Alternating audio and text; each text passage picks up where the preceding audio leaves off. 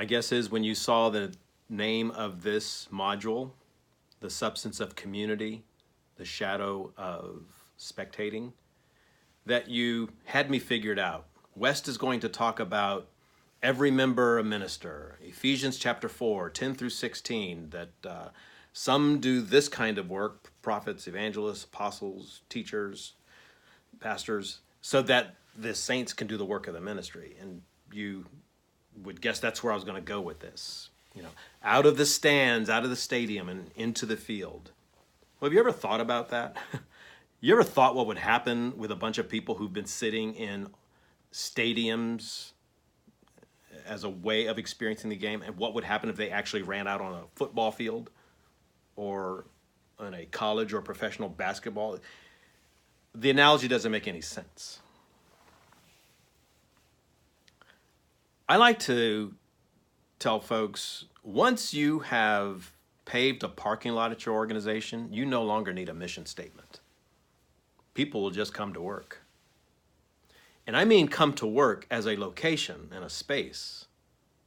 But whether they are doing the work, which is what your mission is about, is a whole nother matter altogether. And I've observed this time and time again. I'll illustrate it this way. Think about the last time you've read an annual report from a organization, an agency, a charity. What did they report at the end of the year? If they reported a list of activities, we fed this many of those, and we clothed that many of these, and we got this many employed, and those, if they list a lot of things they did, and it's a list of numbers and counts, we might call those outputs. It's the stuff that comes out of the other end after there's been some manipulating of the raw materials. But an output, things that you can count, are not the same as an outcome.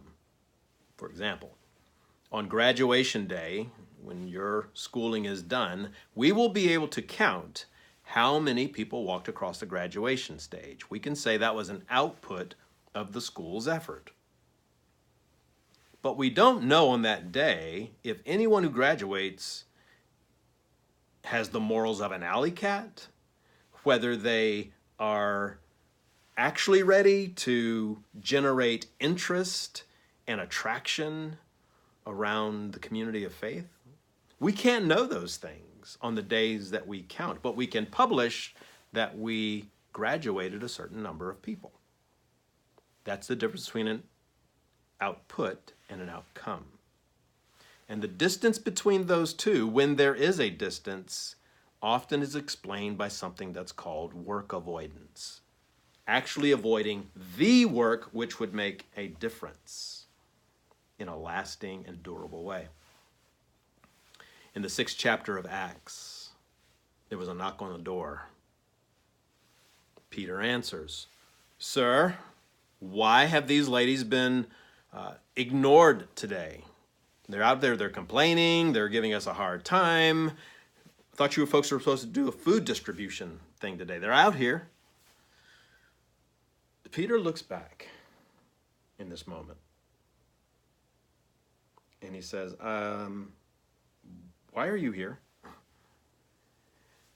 Are there not any among you that are full of wisdom and full of the Holy Spirit that can handle this? And he says, go find 7 people, anoint them, we'll pray over them, and poof, you now have people who are authorized to feed the Hellenistic Jews who have been overlooked. We're going back to prayer and study of the Word. In other words, we have our jobs, you all have your jobs. And if we're doing your jobs, you're unemployed. Everyone in a community has their particular roles to play. That very story reminds me of a Korean pastor. We were talking about this very thing. He says, "Oh, Dr. West, boy, are you right. Boy, do I need to go back home and make sense of some things that are not going poorly." He says, "It was that day when the leader of the women's group came to my office," this is the pastor, the male pastor, and said, "Pastor, there's no toilet paper in the women's bathroom." He said it was on that day he knew he had a problem. How could the male pastor know the status of toilet? That's not his job. he had created a community of dependence, a community that had somehow valorized the role of pastoral leadership so that they are the ones that can go fetch the toilet paper. We gotta deal with this. We gotta make sense of this. It seems to me that in every work situation, there is an opportunity to pose, to go halfway, or to work in half measures, or to actually engage the work which would make a difference. And usually it is costly.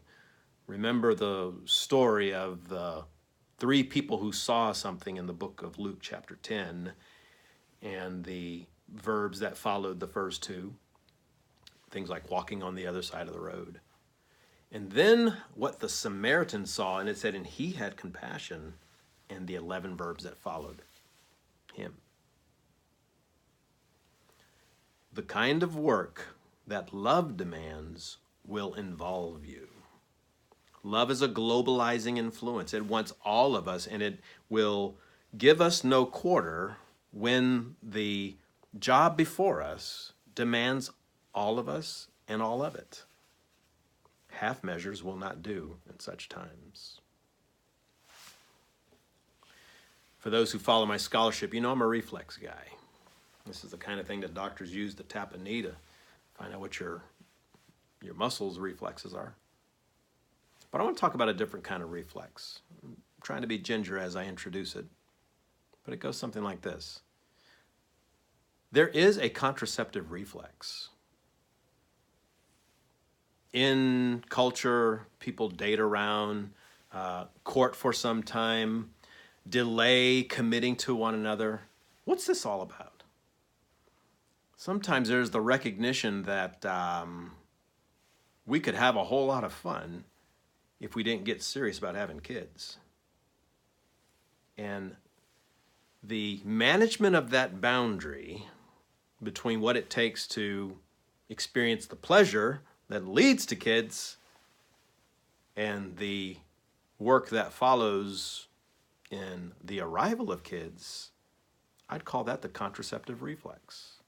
Those actions we take to say, whoa, man, if I take one more step, if I speak up in this meeting, it's going to get real. We practice the contraceptive reflex when we fail to engage a conflict that demands a just response. We engage the contraceptive reflex when we prioritize the activities that are shiny and easy to count over the ones that are slow growing, that are thorny, complicated.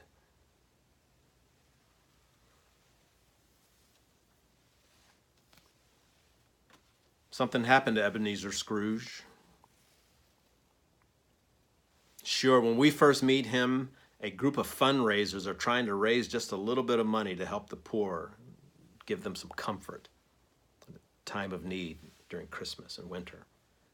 And Scrooge, that's none of my business. Mine occupies me constantly. But he met a family. And he had a dream. He met his own heart. And when he found what was in his heart, that he was practicing life under the contraceptive modality, Scrooge decided, I want to live. I want to choose life. And he began investing in a particular family, Bob Cratchit's family. He began investing in the local community. And it was said of him, as the last line of Dickens' book, no one knew how to keep Christmas. No one could keep Christmas better than Ebenezer Scrooge from that day forward. Keeping Christmas. In this module, we're looking at community and spectating.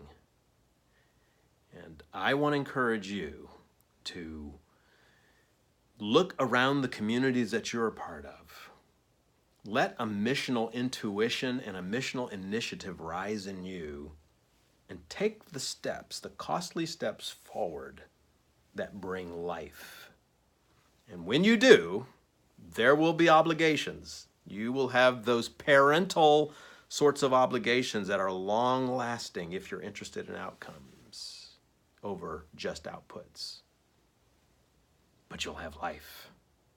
And you'll have bounding around you people who are not impressed by the tasks that you can do, but that your tasks actually accounted for what they needed and who they are and the hospitality that you had laid out for them.